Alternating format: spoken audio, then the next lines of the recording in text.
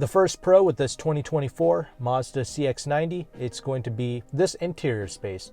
I have to say this is the most solid feeling interior that Mazda has ever made. I mean, when you open and close the doors, it feels extremely well built. It makes a satisfying noise. There's no creaking or rattling going on in here. The seats are extremely comfortable. The technology, the infotainment, all of that is easy to use. You got yourself wireless Apple CarPlay, wireless Android Auto. There is no glitches or any mishaps with it. It works flawlessly, and the climate control is completely separated from the screen. You have your own displays, your own buttons and switches to play with for the climate. Makes it very non-distracting. Mazda always does a great job with their tech and making sure none of this is distracting to the driver. The Bose audio system is also a huge highlight to this interior space, possibly the best sounding Bose audio Mazda has implemented in one of their products.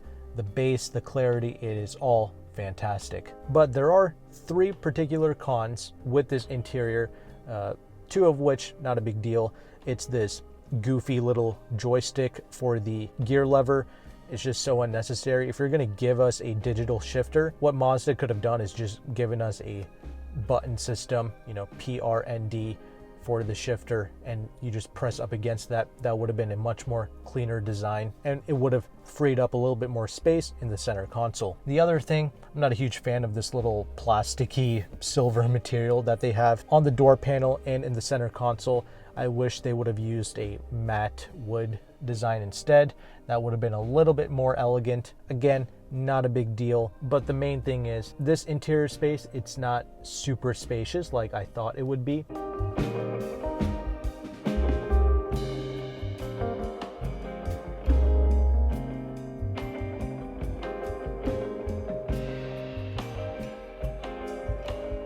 In fact, this is pretty much the same amount of interior space as the CX-9.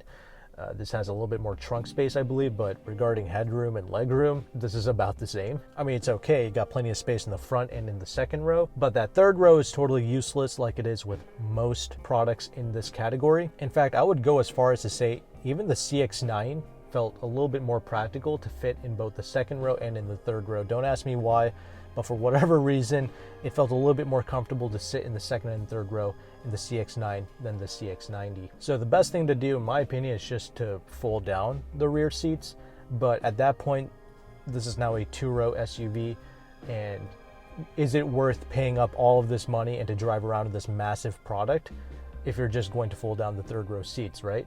So, I mean, when you do that, you have a massive trunk, again, bigger than the CX-9 at that point, and you do have a spare tire in the back, which is great. But since they went back to the drawing board, they made this new rear-wheel drive architecture. I wish they would have designed this product to have more space in that third row, similar to the Toyota Grand Highlander, right? That's obviously a front-wheel drive platform, but with the new Toyota Grand Highlander, they have designed that to actually fit adults in the third row. Now that's a useful product. So interior space, that's my primary con. But the next pro is going to be how this vehicle looks on paper. And what I mean by that is this is doing everything right on paper. You got yourself a proper inline-six turbocharged engine.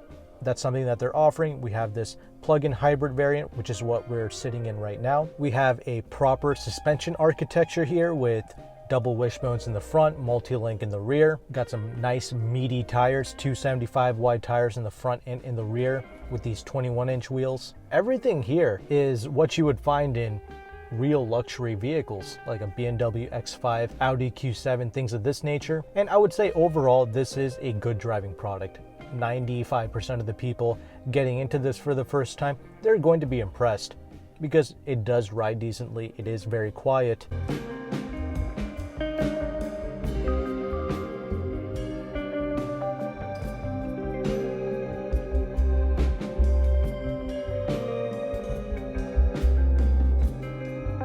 The 8-speed automatic is amazing, very smooth shifts, but it still is not on the level of things like the X5s, the XC90s, and the Q7s. And the reason why I bring those vehicles up is because a lot of car reviewers hype this thing up to make it seem like it's the best thing smoking out here. And that's simply not the case. This is a good vehicle, but it's not quite stepping on the toes of those German vehicles. In fact, the main thing here is it's not even stepping on the toes of your Kia Tellurides, your Hyundai Palisades, even the new Nissan Pathfinder, and even Mazda's own CX-9. The CX-9 is still an amazing vehicle. So as good as this CX-90 is, it's just not the colossal threat to the industry that I thought this was going to be, if that makes sense. And it's not really a pro or a con, it's just you have to get your expectations right when you go into this, that's all. The next pro is going to be with the drivetrains. I want to mention that again because that inline six engine is very cool that they are, offering that, especially since with this 8-speed automatic, that inline six should be getting slightly better fuel economy than even the CX-9 with the turbo 4-cylinder. That's really impressive, but I'm sure this 8-speed automatic is going to make it to other Mazda vehicles when they start redesigning them, with the CX-5s and things of that nature. But as it sits, it is cool that this is a more efficient product than even the Turbo Force. And we do have here this plug-in hybrid. It can do 26 miles of pure EV driving range, and you can charge it up within 1.5 hours, 2 hours if you got a level 2 charger in your house. And that's okay, but I must say this plug-in hybrid variant is a bit of a con. It's very lethargic, does not feel effortless at all to drive, both in the EV mode and in the normal mode, where it goes between the 4-cylinder engine and the lithium-ion EV battery pack. You have to put it into the sport mode to feel the true thrust of this SUV. And at that point, it is quick, but it becomes very unrefined, and it's not really the character of a CX-90 to drive it like that. The 4-cylinder becomes very loud in the sport mode, and it's just not fun to daily drive it in that particular mode. But if you want the speed, it is there. You just have to utilize that sport mode.